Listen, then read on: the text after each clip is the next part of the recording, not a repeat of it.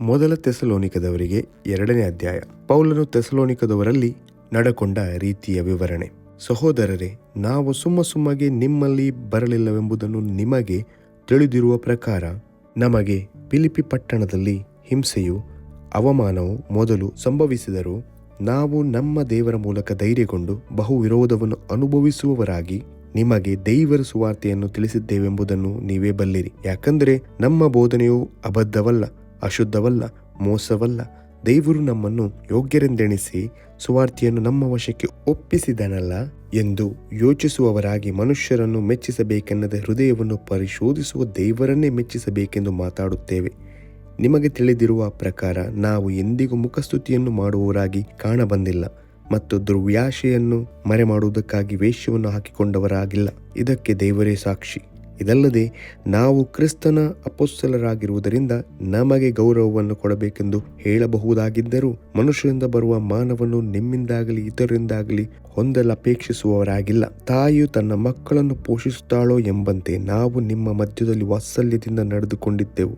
ನೀವು ನಮಗೆ ಅತಿ ಪ್ರಿಯರಾದ ಕಾರಣ ನಾವು ನಿಮ್ಮಲ್ಲಿ ಮಮತೆಯುಳ್ಳವರಾಗಿ ದೇವರ ಸುವಾರ್ತೆಯನ್ನು ಹೇಳುವುದಕ್ಕೆ ಮಾತ್ರವಲ್ಲದೆ ನಿಮಗೋಸ್ಕರ ಪ್ರಾಣವನ್ನೇ ಕೊಡುವುದಕ್ಕೆ ಸಂತೋಷಿಸುವವರಾದೆವು. ಸಹೋದರರೇ, ನಾವು ನಿಮ್ಮಲ್ಲಿ ಯಾರ ಮೇಲೆಯೂ ಭಾರ ಹಾಕಬಾರದೆಂದು ಹಗಲಿರುಳು ದುಡಿದು ಜೀವನ ಮಾಡಿಕೊಳ್ಳುತ್ತಾ ದೇವರ ಸುವಾರ್ತೆಯನ್ನು ನಿಮಗೆ ಸಾರಿದೆವು. ಆ ನಮ್ಮ ಕಷ್ಟವು ಪ್ರಯಾಸವು ನಿಮ್ಮ ನೆನಪಿನಲ್ಲಿರುವುದಷ್ಟೇ. ನಂಬುವರಾದ ನಿಮ್ಮ ವಿಷಯದಲ್ಲಿ ನಾವು ಎಷ್ಟೋ ಶುದ್ಧರಾಗಿಯೂ ನೀತಿವಂತರಾಗಿಯೂ ನಿರ್ದೋಷಿಗಳಾಗಿಯೂ ನಡೆದುಕೊಂಡೆವೆಂಬುದಕ್ಕೆ ನೀವು ಸಾಕ್ಷಿಗಳು, ದೇವರೂ ಸಾಕ್ಷಿ. ತಂದೆಯು ತನ್ನ ಮಕ್ಕಳಿಗೆ ಹೇಗೋ ಹಾಗೆಯೇ ನಾವು ನಿಮ್ಮಲ್ಲಿ ಪ್ರತಿಯೊಬ್ಬನಿಗೆ ಬುದ್ಧಿ ಹೇಳುತ್ತಾ ಧೈರ್ಯಪಡಿಸುತ್ತಾ ತನ್ನ ರಾಜ್ಯ ಪ್ರಭಾವಗಳಲ್ಲಿ ಪಾಲುಗಾರರಾಗುವುದಕ್ಕೆ ಕರೆಯುವ ದೇವರಿಗೆ ಯೋಗ್ಯರಾಗಿ ನೀವು ನಡೆಯಬೇಕೆಂದು ಖಂಡಿತವಾಗಿ ಹೇಳುತ್ತಾ ಇದ್ದೆವೆಂಬುದು ನಿಮಗೆ ತಿಳಿದದೆ. ಕ್ರೈಸ್ತ ಸಭೆಯವರಿಗೆ ಉಂಟಾದ ಹಿಂಸೆಯನ್ನು ಯಹೂದ್ಯರ ವಿರೋಧವನ್ನು ಕುರಿತದ್ದು. ಹೀಗಿರಲಾಗಿ ನೀವು ದೇವರ ವಾಕ್ಯವನ್ನು ನಮ್ಮಿಂದ ಕೇಳಿದಾಗ ಅದನ್ನು ಮನುಷ್ಯರ ವಾಕ್ಯವೆಂದೆಣಿಸದೆ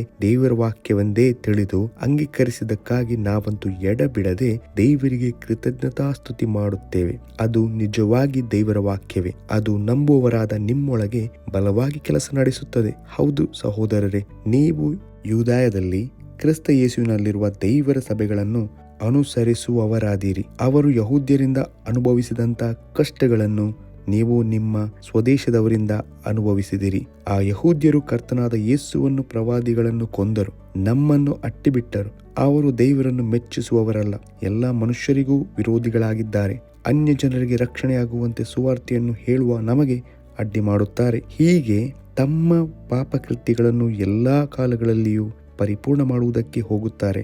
ಆದರೆ ದೇವರ ಕೋಪವು ಅವರ ಮೇಲೆ ಸಂಪೂರ್ಣವಾಗುತ್ತಾ ಬಂತು. ಪೌಲನು ಥೆಸಲೋನಿಕದವರನ್ನು ನೋಡುವುದಕ್ಕೆ ಆಶೆಪಟ್ಟು ತಿಮೋಥೆಯನನ್ನು ಅವರ ಬಳಿಗೆ ಕಳುಹಿಸಿದ್ದು. ಸಹೋದರರೇ, ನಾವಂತೂ ದೇಹದಲ್ಲಿ ಮಾತ್ರ ನಿಮ್ಮನ್ನು ಸ್ವಲ್ಪ ಕಾಲ ಅಗಲಿದರೂ ಹೃದಯದಲ್ಲಿ ಅಗಲದೆ ನಿಮ್ಮ ಮುಖವನ್ನು ನೋಡುವುದಕ್ಕೆ ಅತ್ಯಾಶೆಯಿಂದ ಬಹಳ ಪ್ರಯತ್ನ ಮಾಡಿದೆವು. ಯಾಕಂದರೆ ನಿಮ್ಮ ಬಳಿಗೆ ಬರುವುದಕ್ಕೆ ನಮಗೆ ಮನಸ್ಸಿತ್ತು. ಹೇಗೋ ಪೌಲನೆಂಬ ನಾನು 1-2 ಸಾರಿ ಬರುವುದಕ್ಕಿದ್ದೆನು. ಆದರೆ ಸೈತಾನನು ನಮಗೆ ಅಭ್ಯಂತರ ಮಾಡಿದನು. ನಮ್ಮ ಕರ್ತನಾದ ಯೇಸು ಪ್ರತ್ಯಕ್ಷನಾಗುವಾಗ ಆತನ ಮುಂದೆ ನಮ್ಮ ಭರವಸವು, ನಮ್ಮ ಸಂತೋಷವು, ನಾವು ಹೊಗಳಿಕೊಳ್ಳುವ ಜಯಮಾಲೆಯು ಯಾರು?